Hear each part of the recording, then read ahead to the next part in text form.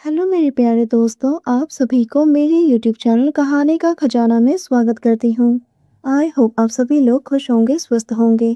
चलिए दोस्तों, आज आप सबको मैं एक नई कहानी सुनाती हूँ। मेरी भाभी रूही बहुत ही खूबसूरत है। जब वो मुस्कुराती हैं तो वो और भी हसीन लगती हैं। मेरे भैया एक इंटरनेशनल फ़्लाइट के पायलट हैं। महीने में सिर्फ 3 या 4 दिन ही भाभी के साथ वक्त बिताते हैं। भाभी बहुत ही अच्छी हैं। वो हमेशा मेरे साथ बहुत ही प्यार से बात करती थी।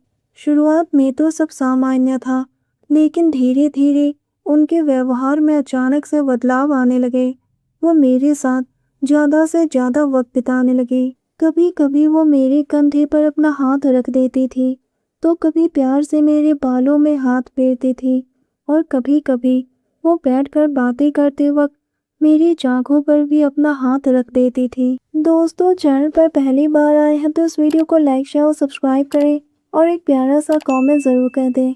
उस दिन रविवार था, मैं और भाभी ही घर पर अकेले थे।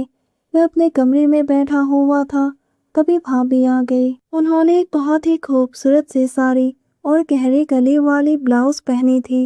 भाभी के साड़ी का पल्लू बार बार नीचे सरक रहा था।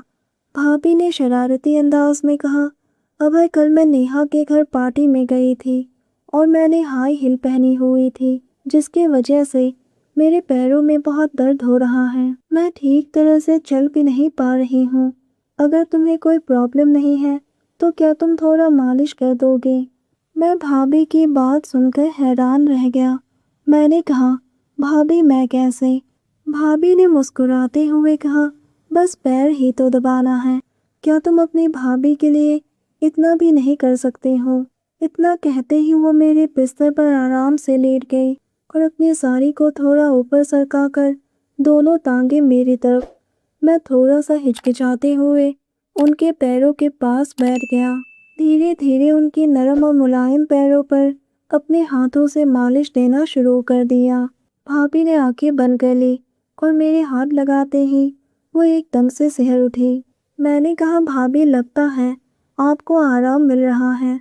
भाभी ने कांपते हुए आवाज में कहा, थोड़ी मालिश मेरी जांघों पर भी कर दो।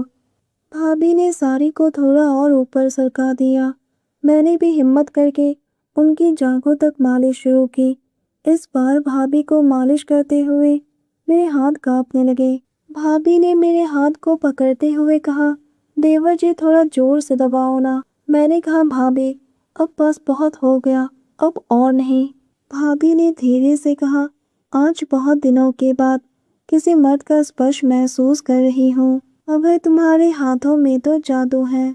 उन्होंने मेरी आंखों में आंखें डालते हुए कहा, एक औरत को सिर्फ अपने पति से थोड़ा वक्त ही तो चाहिए, लेकिन तुम्हारे भैया तो मुझे वक्त ही नहीं दे पाते हैं। मुझे नहीं पता कि तुम्हारे भैया के पास मेरे लिए वक्त नहीं है या वो जानबूझकर ही मुझसे दूर रहते हैं। अभय, मैं बहुत परेशान हूँ। तुम ही एक हो जो मेरी इस परेशानी को दूर कर सकते हो। उनकी सांसें तेज हो गई। उन्होंने अपनी साड़ी को खुद ही उतार दिया। धीरे धीरे मेरे मन में भी चाहत ने दस्तक दी। मेरे हाथ धीरे धीरे उनकी मुलायम धड़कनों पर गई। उसके बाद हम दोनों एक दूसरे में समा गए। भाभी की आंखें बंद हो गई और उनकी धड़कनें ऊपर नीचे होने लगी। मैं आगे बढ़ता गया और अपने खूबसूरत पल में खो गया। मेरी हर एक कदम के साथ भाभी की मीठी सिसकारियाँ कमरे में गूंजने लगी।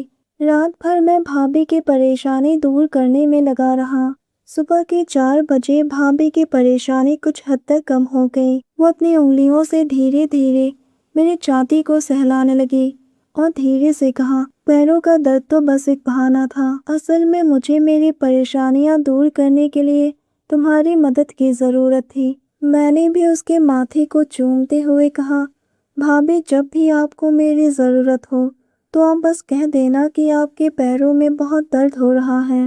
भाभी ने भी हंसती हुई कहा, लगता है आज के बाद से मेरे पैरों का ये दर्द कभी ख़त्म ही नहीं होगा। दोस्तों, आप सबने अपना कीमती समय निकालकर इस वीडियो को सुना।